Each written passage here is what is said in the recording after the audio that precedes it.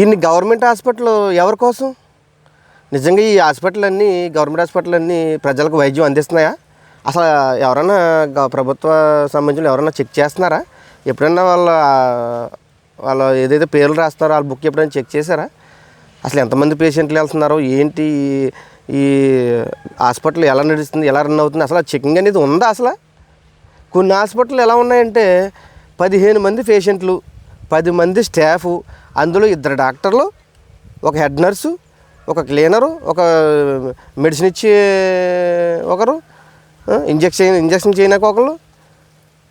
ఇంకా విచిత్రం ఏంటంటే ఈ 15 మంది పేషెంట్లు పేర్లు రాయడానికి ఒక అటెండర్ లాంటి పోస్ట్ ఒకటి. నిజంగా కూడా చాలా విచిత్రంగా అనిపిస్తుందండి గవర్నమెంట్ హాస్పిటల్కి వెళ్తుంటే. సరే, ఈ 15 మంది పేషెంట్లు ఎవరా అని చూస్తే ఈ 15 మందిలో 10 మంది బీపీ షుగరు, మిగతా 5 దగ్గు రొంప. ఇది ప్రధాన సమస్యలు. అంటే రోగాలు జబ్బులు లేక కాదు జనాలకి, అంటే ఒక ఊళ్ళో ఆర్ఎంపీ డాక్టర్ దగ్గరికి వెళ్ళడానికి ధైర్యం చేస్తున్నారు, కానీ ఈ గవర్నమెంట్ హాస్పిటల్ వెళ్ళడానికి జనాలకి నమ్మకం కుదరటం లేదు. ఎందుకు కుదురుతుంది? ఎందుకంటే ఉన్నదే కదా, వైద్యం సరిగ్గా ఉండదని చెప్పేసి అది మనం ప్రత్యేకంగా ఏం చెప్పవసరం లేదు, అది నిజంగా కూడా వాస్తవమే.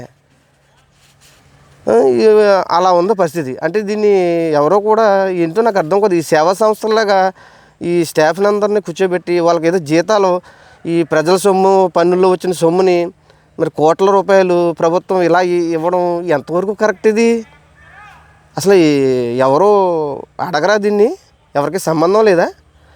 ఇప్పుడు కొన్ని హాస్పిటల్ చూస్తున్నాను నేను, ఒక కాలు విరిగినా కట్టు వేరు, ఒక చెయ్యి విరిగినా సరే ఆ హాస్పిటల్ దగ్గరలో ఏదో యాక్సిడెంట్ జరిగింది, ఏదో చిన్నదో పెద్దదో ప్రయత్నం అయితే చేయాలి, అది కూడా చేయటం లేదు.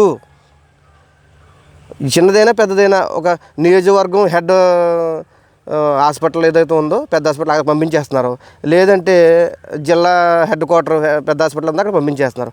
మరి ఈ చిన్న చిన్న సమస్యలు కూడా వైద్యం చేయలేనప్పుడు ఇంతమంది స్టాఫ్ ఎందుకు? ఎవరి కోసం? ఈ మొబైల్ హాస్పిటల్ పెట్టేయండి. ఎలాగంటే ఈ కారులో ఈ బస్సు ఒకటి చేసి 2-3 ఎక్కడ సమస్య ఉంటే అక్కడ వెళ్ళాలి. ఎందుకు? దానికి మళ్ళీ అంబులెన్సులు, ఇవి ఖర్చు, ఇవన్నీ ఎందుకు? ప్రజల సొమ్ము నాశనం అయిపోతుంది కదా ఇదంతాని. అసలు వైద్యం జరగనప్పుడు, పేషెంట్లు వెళ్ళినప్పుడు అలాంటి హాస్పిటల్ ఎందుకు రన్ చేస్తున్నారు? ఎవరి కోసం? జగన్ గారిని కొన్ని విషయాల్లో మనం, జగన్మోహన్ రెడ్డి గారు మాజీ సీఎం, ఆయన కొన్ని విషయాల్లో మనం విభేదించవచ్చు, కానీ కొన్ని విషయాల్లో ఆయన మెచ్చుకోవచ్చు. ఏంటంటే ఆయన ఎక్కడైతే స్కూల్లో విద్యార్థులు లేరో, అనవసరంగా జీతాలు తీసుకుంటున్నారో ఈ పని చేయకుండా అనే ఉద్దేశం మీద ఆయన ఏం చేశాడంటే ఈ స్కూల్లో విద్యార్థులు ఉన్న చోట వీళ్ళని తీసుకెళ్ళి అక్కడ వేసి, ఈ టీచర్లు ఎవరైతే ఖాళీగా ఉన్నారో వాళ్ళని తీసుకెళ్ళి అక్కడ వేయడం జరిగింది. ఈ స్కూళ్ళన్నీ కూడా ఖాళీ చేశారు.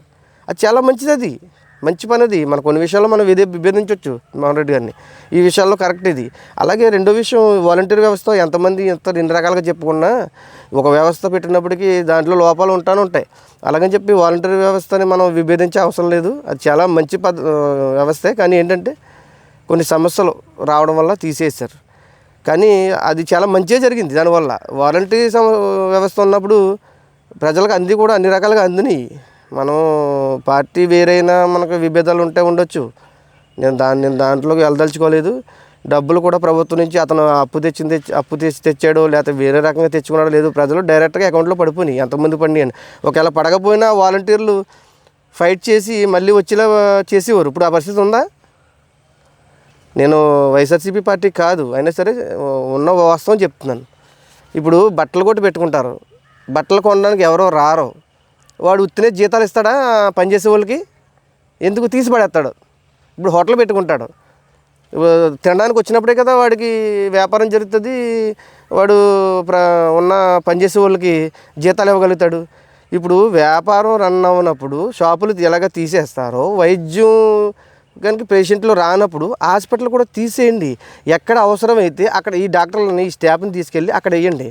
ఇప్పుడు వీళ్ళు ఏది చిన్న సమస్య జరిగినా ఎక్కడికైతే వీళ్ళు పంపించేస్తున్నారో వీళ్ళందరినీ కూడా అక్కడే వేసుకోండి. ఎందుకు ఏ ఉపకారం ఉంది? ఒక పాము కరిగితే వైద్యం చేయలేరు, ఒక కాలు ఇరిగితే వైద్యం చేయలేరు, ఒక తల దెబ్బ తగిలితే వైద్యం చేయలేరు, ఒక టెస్ట్ చేయలేరు.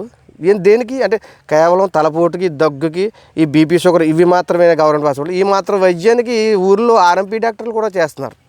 ఎందుకు ఈ ప్రజల సొమ్ముని ఇలాగ నాశనం చేసేస్తున్నారు? ఒకసారి ఆలోచించుకోవాలి. గవర్నమెంట్ కూడా చెక్ చేయాలి, ప్రతి హాస్పిటల్లో చెక్ చేయాలి పేషెంట్లు ఎంతమంది వెళ్తున్నారు, వాళ్ళకి అసలు వైద్యం అందుతుందా, ఏ వైద్యం వీళ్ళు చేశారు, ఏమేమి ప్రధాన రోగాలు వీళ్ళు వర్క్ చేశారు, ఇవన్నీ కూడా చెక్ చేయాలి. అప్పుడే ఈ వ్యవస్థ బాగుపడుతుంది. తీసేయండి ఈ హాస్పిటల్, జనాలు రాని హాస్పిటల్ అన్నీ తీసేసి మీకు అంతగా వాళ్ళు ఎవరో ఇచ్చిన స్థలాలు అయితే మీకు ఇబ్బంది, వాళ్ళు వెనక తీసుకుంటారని ఇబ్బంది ఏమైనా మీకు ఏమైనా ఉంటే నాకు తెలియదు, వాస్తవంగా వెనక వెళ్తుందో లేదో నాకు తెలియదు. కానీ వాళ్ళకి ఏం చేస్తారంటే పిల్లలు పార్క్ కింద చేసేయండి. శ్రద్ధగా పిల్లలకు పార్కులు ఉంటుంది ఆడుకోవడానికి.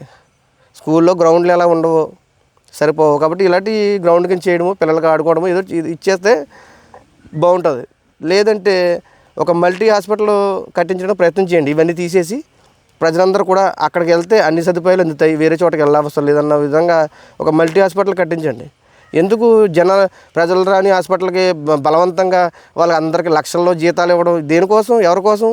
ఇలా జరగట్లేదు అని చెప్పేసి ఎవరైనా సరే ఛాలెంజ్ చేస్తే నాకు మెసేజ్ పెట్టండి, నేను చూపిస్తాను. నేను ఖాళీ, నాకు పెద్దగా పని ఉండదు, నేను చూపిస్తాను.